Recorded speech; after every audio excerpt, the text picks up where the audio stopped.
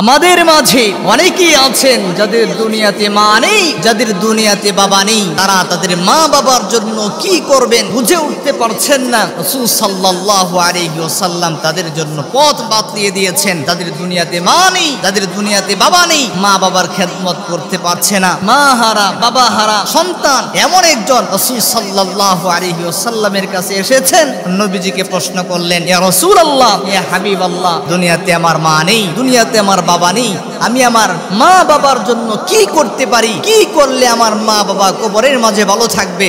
রাসূল সাল্লাল্লাহু আলাইহি ওয়াসাল্লাম হাদিসের মধ্যে 5টি আমলের কথা বলেছেন, যে আমলগুলো করলে আল্লাহ রাব্বুল আলামিন মা হারা বাবা হারা সন্তানের মা এবং বাবাকে কবরের মধ্যে ভালো রাখবেন। আবু দাউদ শরীফের বর্ণনা। আল্লাহর হাবিব বলছেন, 1 নাম্বার কর্মসূচি হলো আসসালাতু আলাইহিমা। যাদের দুনিয়াতে মা নেই, দুনিয়াতে বাবা নেই, কি করবেন বুঝে উঠতে পারছেন না। কি এমন আমল করলে কবরের মধ্যে মা বাবা ভালো থাকবে? আল্লাহ রাব্বুল আলামিন মা বাবাকে খুশি হইয়া জান্নাতুল ফেরদাউসের মেহমান বানাবে। আবু দাউদ শরীফের মধ্যে আল্লাহর হাবিব সাল্লাল্লাহু আলাইহি ওয়াসাল্লাম জানালেন, আসসালাতু আলাইহিমা। 1 নাম্বার কর্মসূচি হলো আল্লাহ তাআলার কাছে মা বাবার জন্য দোয়া করা। কিভাবে দোয়া করবেন? রব্বুল আলামিন কুরআনুল হাকিমের সূরাতু বনী ইসরাঈলের মধ্যে মা বাবার জন্য দোয়া শিক্ষা দিয়েছেন। আল্লাহ রাব্বুল আলামিন বলছেন, রাব্বিরহামহুমা কামা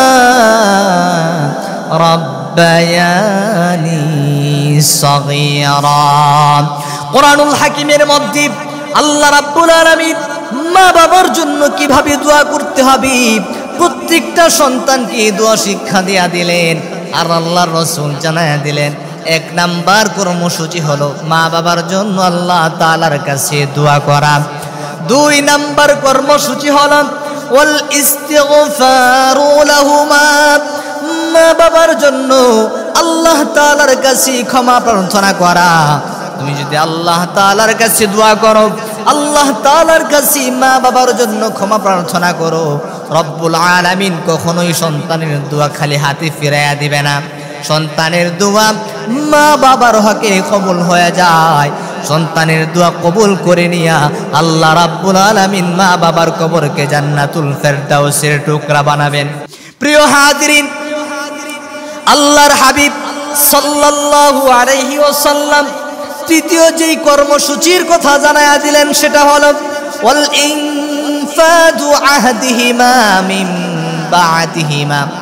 রাসূল সাল্লাল্লাহু আলাইহি ওয়াসাল্লাম জানায়া দিলেন, মা বাবার ইন্তেকালের পরে প্রত্যেকটা সন্তান যদি চায় তার মা এবং বাবা কবরের মাঝে ভালো থাকুক, কবরের মধ্যে শান্তিতে থাকুক, তাদের জন্য রাসূলুল্লাহ তৃতীয় যেই কর্মসূচি দিলেন, মা বাবা জীবিত থাকা অবস্থায় যাদের সঙ্গে ওয়াদাবদ্ধ ছিলেন, যাদের সঙ্গে তিনারা ওয়াদা দিয়েছিলেন, সেই ওয়াদাগুলো দুনিয়াতে বাস্তবায়ন করা।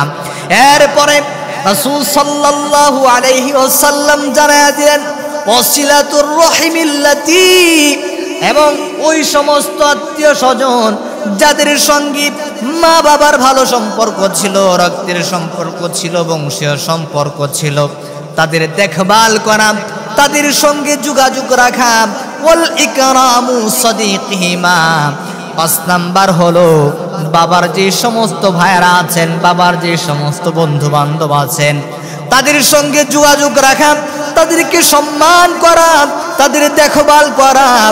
মার যত বান্ধবী আছে, মায়ের যত বোন আছে, খালারা আছে, তাদের সঙ্গে যোগাযোগ রাখা, তাদের দেখভাল করা।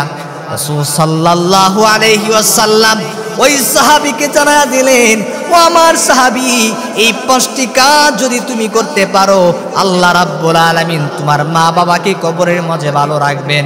প্রিয় হাজিরিন, এই জন্য যাদের দুনিয়াতে মা নাই, যাদের দুনিয়াতে বাবা নাই, বাবা জীবিত থাকলে হয়তো বা ঈদে বাবাকে একটা লুঙ্গি কিনে দিতেন, মা যদি জীবিত থাকতো মাকে একটা শাড়ি কিনে দিতেন।